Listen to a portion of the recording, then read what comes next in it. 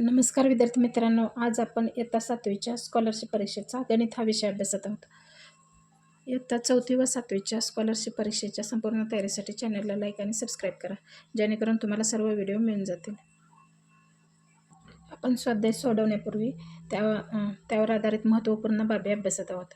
त्यामध्ये आपण नैसर्गिक संख्या, पूर्ण संख्या, पूर्णांक संख्या मागील व्हिडिओमध्ये अभ्यासल्या आहेत.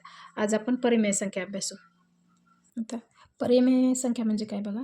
पी हा कोणताही पूर्णांक आणि क्यू हा शून्येतर पूर्णांक असेल तर P/Q ही परिमेय संख्या असते. तर उदाहरणार्थ बघा, 5 ही पूर्णांक संख्या आहे आणि 7 ही शून्य नसलेली कुठलीही पूर्णांक संख्या चालते, पूर्णांक. तर ही P आणि Qच्या स्वरूपात लिहिता येते, त्यांना परिमेय संख्या असे म्हणतात. आणखी बघा, -11 परिमेय संख्या काय, पूर्णांक संख्या आणि छेद 7 किंवा 8 ही झाली परिमेय संख्या. 13/14 फक्त छेदामध्ये शून्येतर पूर्णांक संख्या घ्यायची आणि वरती पूर्णांक संख्या, आणि अशा P आणि Q स्वरूपात मांडता आली तर मांडणी केली की त्याला परिमेय संख्या असे म्हणतात. आता परिमेय संख्यांचे दशांश रूप बघा. खंडित दशांश रूप. उदाहरणार्थ बघा, 135/12.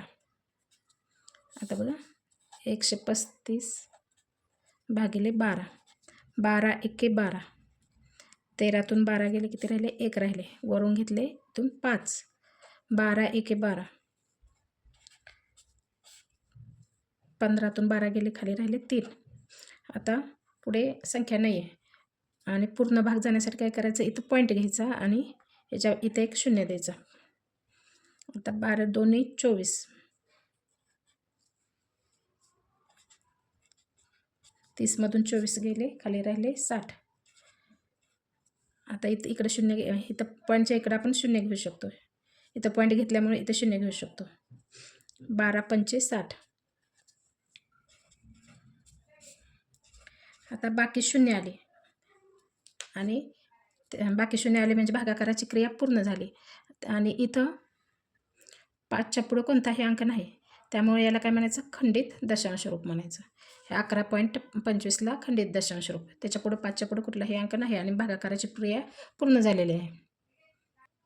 आता 3 1/5 दशांश रूपात लिहा. आता बघा, 3 1/5 म्हणजेच काय, 3.1/5 म्हणजेच हे पूर्ण आहे आणि 1/5 अपूर्णांक आहे. मध्ये 5 त्रिक याला गुणायचं, 5 त्रिक 15 आणि अधिक 1 करायचं. 15 ने 1 16. 16/5. 3.1/5 म्हणजेच 16/5. आता आपण 1/5चं दशांश रूप काढू. 1/5चं बघा,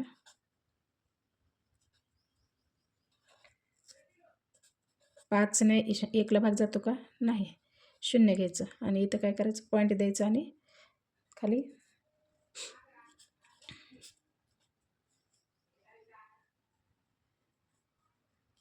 इथं पॉईंट दिल्यामुळे आपण इथं शून्य घेऊ शकतो. 5×2 = 10. 10तून 10 गेले, शून्य राहिले. म्हणजे 1/5 म्हणजेच किती, 0.2 म्हणजे 3.1/5 म्हणजेच 1/5 म्हणजे काय, 0.2 आहे. 3.2. आपण हेच अपूर्णांक 3 प्रकारे दशांश रूपात लिहू शकतो बघा. हा एक स्वरूपात. आता दुसरा बघा, 16/5. 5 त्रिक 15. 16तून 15 गेले, 1 राहिला. इथं पॉईंट घ्यायचा आणि इथं शून्य घ्यायचं. 5×2 = 10. 10तून 10 गेले, शून्य राहिले. आता बघा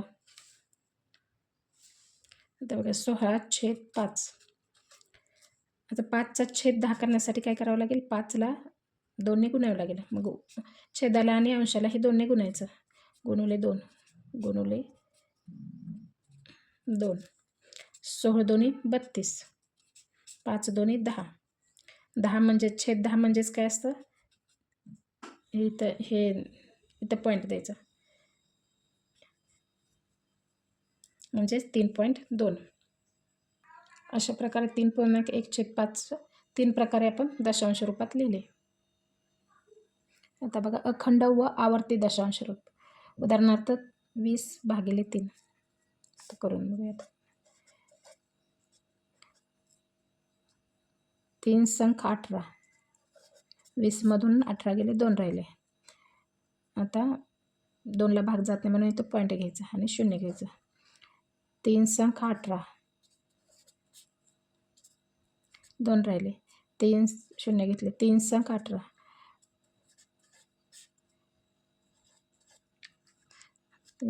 3 संख 18 म्हणजे इथं बाकी उरले 2. आता इथे काय होतंय, 6 अंक पुन्हा पुन्हा येत आहे. आता इथं आणखी जरी भागाकार केला, इथं 0 घेतलंय. 3 संख 18 बाकी उरले. हा 6 अंक काय व्हायला लागलाय, पुन्हा पुन्हा येत आहे. त्याला अखंडपणे चालू राहणार आहे, पुढे चालूच राहणार आहेत.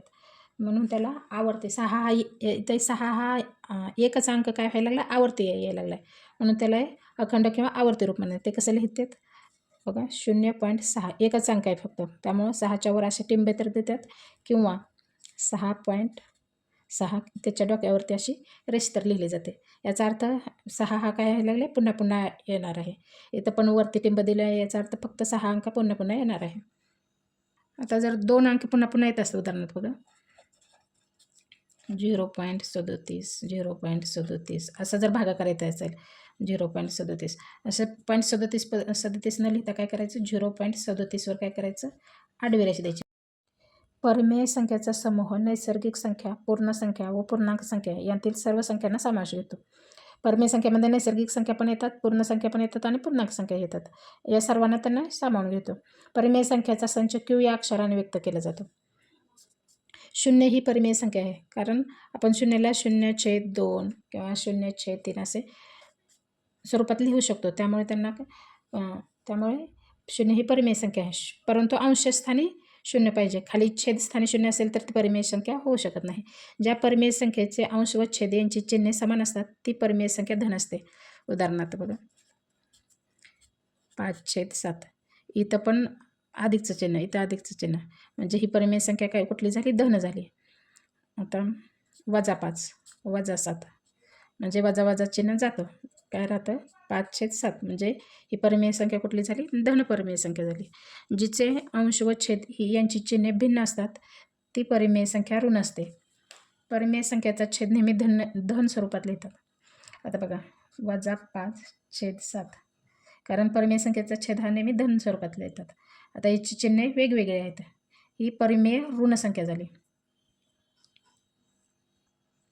दिलेल्या परिमेय संख्येशी समान असलेल्या परिमेय संख्या पुढील रीतीने मिळवता येतात. बघा, त्या परिमेय संख्येचे अंश आणि छेद यांना एकाच शून्येतर पूर्णांकाने गुणावे. आता उदाहरणार्थ बघा 1/2 आहे. याच्याशी समान असलेली परिमेय संख्या मिळवायची. मग काय करायचं, अंश आणि छेदाला शून्येतर एकाच संख्येने गुणायचं. आता गुणुले 2 गुणुले 2 एकच संख्या झाली, एका संख्येने गुणले म्हणजे 1 बे 2 4 ही काय झाली, त्यांची समान असलेली परिमेय संख्या. अंश व छेद यांना त्यांच्या सामायिक विभाजकाने भागणे. आता उदाहरणार्थ बघा 2/4 आहे, वरचंच घेतलं. 2/4ला भागिले 2 केलं, एकाच संख्येने भागायचं विभाजकाने. 1/2 म्हणजे ह्यांना समान असलेल्या परिमेय संख्या मिळेल. एकाच परिमेय अंशाने छेदाला एकाच सामायिक विभाजकाने भागायचं आणि गुणाकारामध्ये पण एकाच शून्येतर एकाच अंशाने छेदाने एकाच शून्येतर संख्येने पूर्णांक संख्येने गुणायचं. एखाद्या परिमेय संख्येला संक्षिप्त रूप देत गेल्यास शेवटी अशी परिमेय संख्या मिळते की जिचा अंश आणि छेद यांचा 1 व -1 या व्यतिरिक्त सामायिक विभाजक नसतो. त्यालाच आपण अतिसंक्षिप्त रूप म्हणतात. संक्षिप्त रूप म्हणजे काय,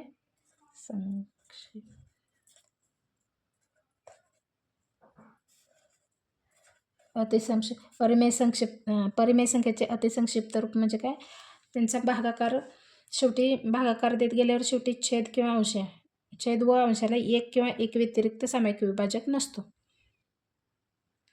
आता उदाहरणार्थ बघा 4/8 4 एके 4 4 दोन्ही 8. आता यांच्यामध्ये एक व्यतिरिक्त सामायिक विभाजक आहे का याच्यामध्ये? दोघांमध्ये नाही. एक आणि 2मध्ये, म्हणून यांना अतिसंक्षिप्त रूप असं म्हणायचं. अशा प्रकारे परिमेय संख्या आज पाहिलेल्या आहेत. याच्यावर आधारित स्वाध्याय आपण पुढील व्हिडिओमध्ये अभ्यासू.